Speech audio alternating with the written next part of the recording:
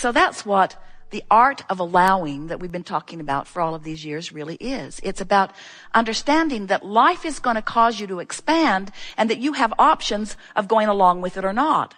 And mostly, we love you very much, mostly, you want manifestations to improve so that you can have a good feeling response to them. And we got to give it to you. When you're looking at good feeling manifestations, you do feel pretty good. But it's not deliberate creation. It's not the work. That's regurgitating. It doesn't matter how many good things you observe and regurgitate. You have had all kinds of things that you've put in your vortex that you don't claim under those conditions. You claim them under the condition, and this is really the mindset. This is the theory. This is the conceptual that we want you to acknowledge exists before you work your way into it. I have the ability to vibrationally align and practice and become all that life has caused me to desire. And when I do, in the process of becoming it, I'll feel better and better. In the process of doing it, I'll begin to feel energy flow. In the process of becoming it, I will feel the passion that I came to this life to live. And then, and we're not wanting to water this down one little tiny bit, and then manifestation will validate my newfound vibrational alignment. Validate. So we want to talk in terms of the validation of manifestation. We've been saying to you for a long while that there are two ways that you can tell what you're doing vibrationally. One is by the way you feel, and the other is by what's manifesting. Good to know. But we want you to understand that if what's manifesting is tricky or treacherous or uncomfortable, and you don't know what you know about alignment, then you might give in to letting reality train your vibration. That's what a lot of people do. In fact, most people let what is, you've heard us say if you've been listening to us for a while, that most people offer most of their vibration in response to what they are observing. So we're just wanting to call your attention to this vortex that you can also observe. We just want your desire to observe your vortex to be heightened enough that you begin to do the real creative work, because deliberate creation is achieving alignment with who you really are and then letting manifestation validate where you are. And it's so much fun. When you deliberately shift the way you feel, even though circumstances don't really give you a reason to, but you do it anyway. And why would you do it? Because you're supposed to feel good. Why else would you do it? Because you're supposed to feel good. Why else would you do it? Because you're supposed to feel good. Why else would you do it? Because you're supposed to feel good. Why else would you do it? Because you're supposed to feel good. Why else would you do it? Because you're supposed to feel good. Really the only reason. Well, there is another reason. Because who you really are has already done it, and if you don't do it, you won't feel good. But you're supposed to feel good. You're supposed to feel good. You're supposed to feel good. You're supposed to feel good. You are supposed to feel good no matter what. Now, there are many people that say, that's just stupid.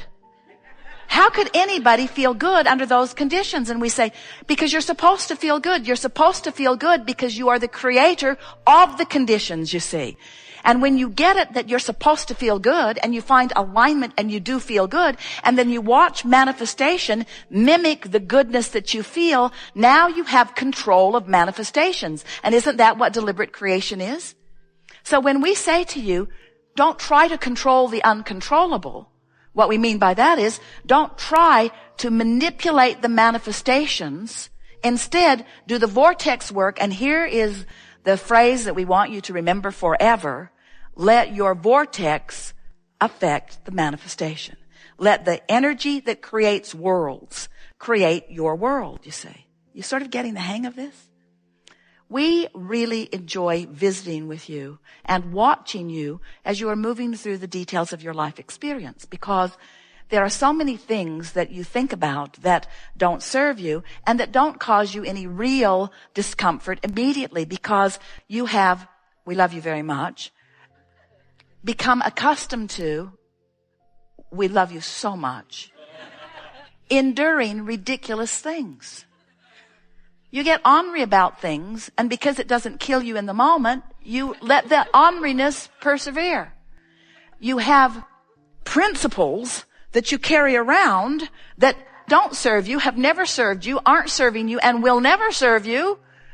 But because they're not killing you, you carry them on and you teach them to your children. And then you put them in detention when they don't agree with you about your principles. We love you very much. Become those who endure negative emotion to a certain degree. In other words, you all have your thresholds. You all have your endurance levels, sort of depending upon what you've bumped up against. You are not nearly, we love you very much, as picky as we would like you to be about feeling good all of the time. Because you got to understand, we feel good all the time. Because we want to. And we don't see any reason why not to, since that's the part of the agreement that we are involved in. We hold vibrational maintenance with the furthest request that mankind or you individually have come to. We hold the vision that life has caused you to give birth to. And we hold it so powerfully that there is never a time that you don't have access to it. If you care about the rendezvous more than you do about justifying or rationalizing or being right. Are you following what we're getting at? Now, most of you are in a situation where what you are witnessing is aggravating, annoying. You can put yourself into a state of fear if you try real hard, but mostly you don't. And so you may have heard us say, you don't really do the work because it's not painful enough to you not to. This isn't the basis of teaching that we were wanting to give to you. In other words, it is not our desire that you wait until things are unbearable before you begin doing the work. But the reason that we're talking to you as we are in this way is because we know, we can feel who you are coming from all over the place. There are 63 countries playing with us here today. Nice to feel you all out there. Every state, all 50 states are listening in and participating. Jerry is listening from San Antonio and taking notes and enjoying. And what we are wanting you to realize as we are all playing together in this vibrational environment is that the larger part of you always reigns supreme. And anytime you are reaching for alignment with it, your life will be fuller and better in this moment, in this moment, in this moment, in this moment. And that's really what deliberate creation is. It's keeping up with who you are, or at least making an effort to keep up with who you are. And the more you do that, the more joyful your life will be. And the less freaked out you will be about exploring in the realms of the unwanted, because you came as physical creators and as physical manifestors, deliberately intending to sift through the data to give birth to desires. If you find yourself, and Jerry and Esther have heard themselves saying this a little bit in the last months. Now what? Now what? In other words, now what? What is life going to solicit from us now? Now what? Now what? Because dreams that we've held for a very long time are now manifested. Now what? Now what? Now what? What deeper, richer, more meaningful desires can be born? What desires can hatch to which we can find alignment that will cause a manifestation that will be over the moon thrilling, you see. And that's the thing that we want you to realize is available to you all day, every day. You are expansive, deliberate, genius creators.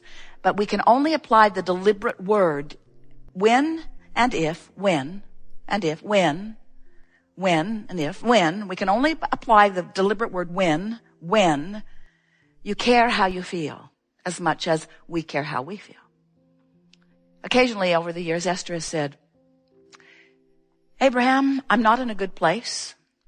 And I now understand that this negative emotion that I'm feeling means that I have caused a vibrational resistance, separation's too strong a word, between where you are and where I am. So if you were any kind of a friend or inner being or angel or God force, if you were half what you are cracked up to be, you would come over here where I am and hold my hand until I feel better.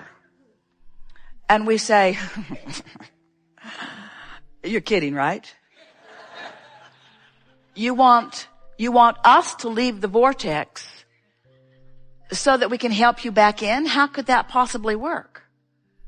Your only chance of feeling good is to know that we're here and feel for us. That's what your emotions are.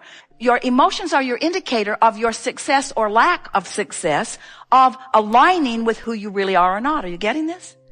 So you cause the expansion of the source within you, and then the source within you holds steady the vibration, holding bright the light, holding bright the signal, holding bright the feeling, knowing the well-being that you've added and added and added and added so that you can feel your way into alignment, because that's what rings your bells. Now, many of you say, I don't really get this. So I was source energy, and now I'm focused in this body where I can align with it, but I could not align with it. Tell me again, why would I do that? Why would I come out into a real world with manifestations that could hold me apart from who I really am? And we say, because you wanted to take the bounce, because you wanted to expand, because if you don't know what you don't want, you can't know what you do want, because the comparison and the contrast is necessary for focusing all things. And since you are an eternal being, you wanted the opportunity to expand. Do you get that? Does that make sense to you logically? So you cause this expansion. So now we'll stand back in your shoes. So, all right, so I get that. I came for the service. That isn't what we said. You didn't come for service. You came for the joy of expansion. Okay, so I came for the joy of expansion. The joy of expansion. I came for the joy of expansion. I came to want things I don't have. Tell me again why? Because there isn't anything that you can't have.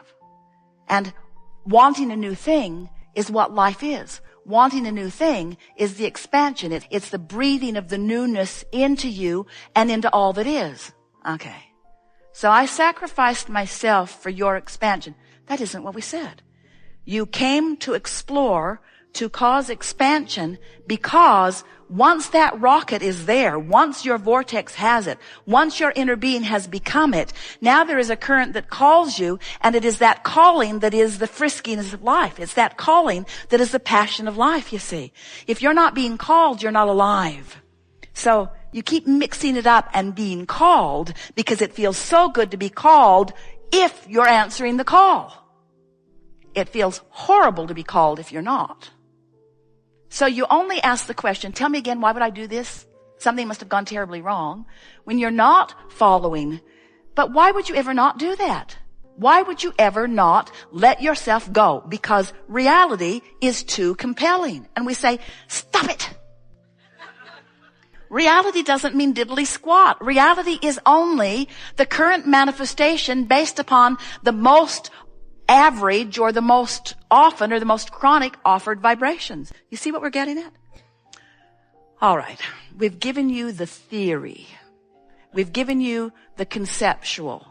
You sort of understand it. Many of you have had enough life experience, because words don't teach, that as we were chewing with you there, you were getting it. You were getting the feeling of it. You were remembering things about it.